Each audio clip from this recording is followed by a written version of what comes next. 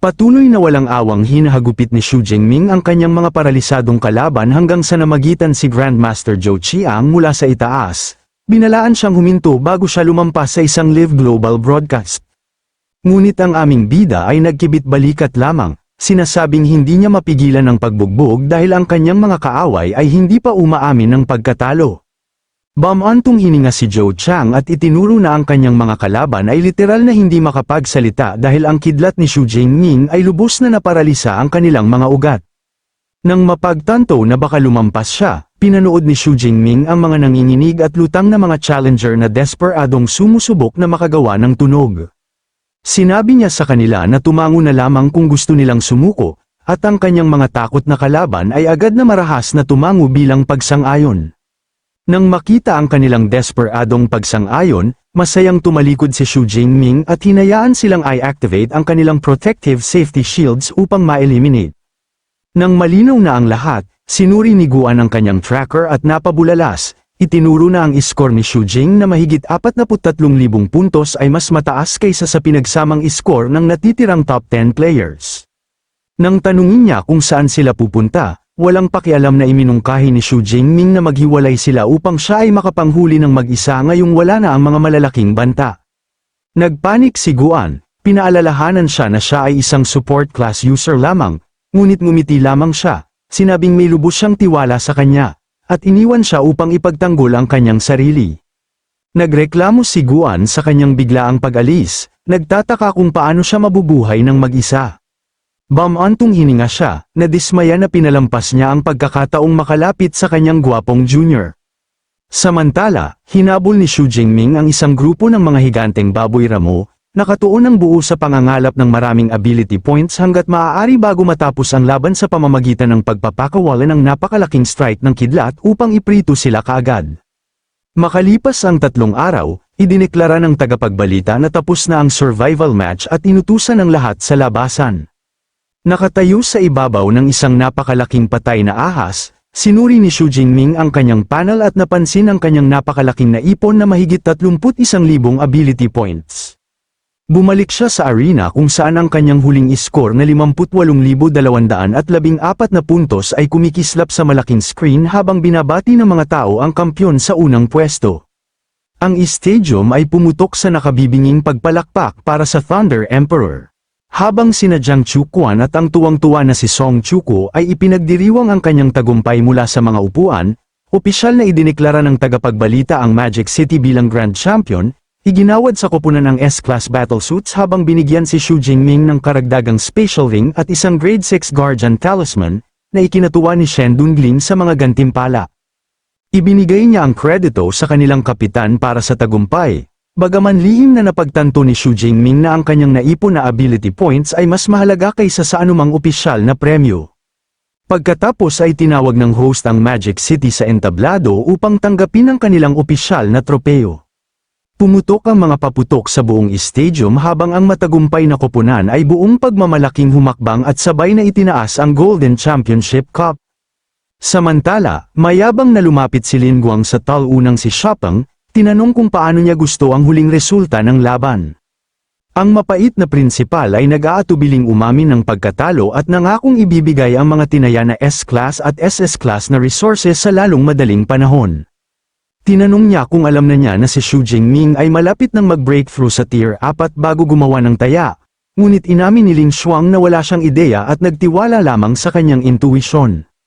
Umalis si Xu Ying na nagrereklamo tungkol sa kung gaano kitakat ang intuisyon ng isang babae, nagpasya na siya ay tumatanda na at kailangan ng mahabang bakasyon. Biglang lumapit si Su Qingyi kay Lin Guang, pinuri ang kanyang hindi natitinag na tiwala sa kanyang estudyante bago nagpaalam at hiniling na alagaan si Xu Jingming.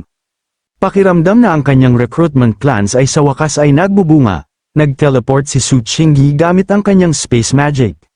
Bumalik sa loob, ipinakita ni Coach Yang Zhentian ang championship trophy. Tuwang-tuwa na winalis nila ang lahat ng 3 events at nakuha ang doubling credit rewards mula sa paaralan. Kasabay nito, hinayla ni Lin Guang si Xu Jingming sa tabi. Ipinaliwanag niya na nanalo siya ng S-Class resource sa pamamagitan ng pagtaya sa kanyang tagumpay at nag-alok sa kanya ng pagpipilian, kunin ang resource ng direkta o hayaan siyang gamitin ito upang palawakin ang kanyang bagong spatial ring. Dahil sa interes sa alok, tinanong ni Xu Jingming kung gaano kalaki ang maaari niyang palawakin ang storage space ng ring. Ipinakita ni Lin Guang na maaari niya itong i-upgrade mula sa 30 cubic meters patungo sa napakalaking 100 cubic meters. Nang mapagtanto na ang upgrade ay mas mahalaga kaysa sa isang cultivation resource, agad na ibinigay ni Xu Jingming ang ring at tinanggap. Kinuha ang ring, pinaalalahanan siya ni Lin Guang na ang Civilization Ruins No. 9 Pass na ibinigay niya sa kanya noong kanilang study trip ay malapit ng maging aktibo. Ipinaliwanag niya na ang mga guho ay magbubukas sa loob ng 7 araw at limitado sa Tier 4 hanggang Tier 6 na mga user, na nag-aalok sa kanya ng pagkakataong pumasok o ipagpalit ang pass para sa isa pang S-Class resource, na nag-udyok kay Xu Jingming na humingi muna ng karagdagang impormasyon tungkol sa mga guho. Tinawag ni Lin Guang ang kanyang AI, si Eva, upang bigyan si Xu Jingming ng buong detalye ng mga guho. Nagproyekto si Eva ng holographic map, ipinaliwanag na ang mga guho ay matatagpuan sa isang 30,000 kilometro pocket dimension sa bansa ng Froza, na nangangailangan ng pagtawid sa isang mapanganib na kagubatan na puno ng mga halimaw hanggang Tier 6. Nang tanungin ni Xu Jingming ang tungkol sa density ng mga halimaw, ipinaliwanag ni Eva na ito ay bahagyang mas mababa kaysa sa survival tournament zone, ngunit mas siksik pa rin kaysa sa normal na Demon Abyss. Nang marinig ito, agad na nagpasya si Xu Jingming na pumunta. Napagtanto na ang napakalaking grupo ng matataas na antas na mga halimaw ay isang gintong pagkakataon upang makakuha ng napakaraming ability points. Pumayag si Lin Guang, sinabing ang kanyang SS class talent ay magbubunga ng hindi kapani-pani walang mga kayamanan sa loob ng mga guho, na nag-iwan sa kanya na naguguluhan. Ipinaliwanag niya na ang mga guho ay nagtatampok ng isang espesyal na talent test kung saan minsan siyang nanalo ng premium resources, ngunit binalaan siya na ang ibang mga tao ang tunay na banta dahil ang kanyang SS class status ay ginagawa siyang malaking target at hindi niya siya mapoprotektahan sa ibang bansa. Nang magtanong ang nag-aalalang si Xu Jingming kung paano haharapin ang panganib, itinuro ni Lin Guang na habang ang pagbabalat kayo ng kanyang mukha ay madali, ang kanyang kidlat ay masyadong natatangi. Tinanong kung alam niya ang anumang breath concealing techniques. Nabanggit niya na mayroon siyang advanced, ngunit tinanggihan nito ni Lin Guang, ipinaliwanag na isang master level technique lamang ang tunay na makakapagtago ng kanyang elemental aura.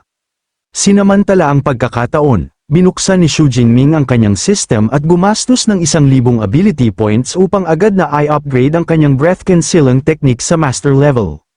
Mayabang niyang sinabi sa kanya na ang kanyang payo ay nagbigay inspirasyon sa kanya upang gumawa ng biglaang breakthrough sa master level, na nag-iwan sa nagulat na si Ling Xuang na nahihirapang maniwala na nagawa niya ito mula sa isang pangungusap lamang. Upang patunayan ang kanyang punto, pinadaloy ni Xu Jingming ang kanyang pabago-bagong kidlat, agad itong kinumpres sa isang perpektong tahimik, ganap na nakatagong orb sa kanyang palad, nakatitig si Lin Guang sa pagkabigla. Kinumpirma na talagang pinagkadalubhasaan niya ang bihirang teknik at tinanong kung paano niya nagawang magkaroon ng ganitong instant breakthrough.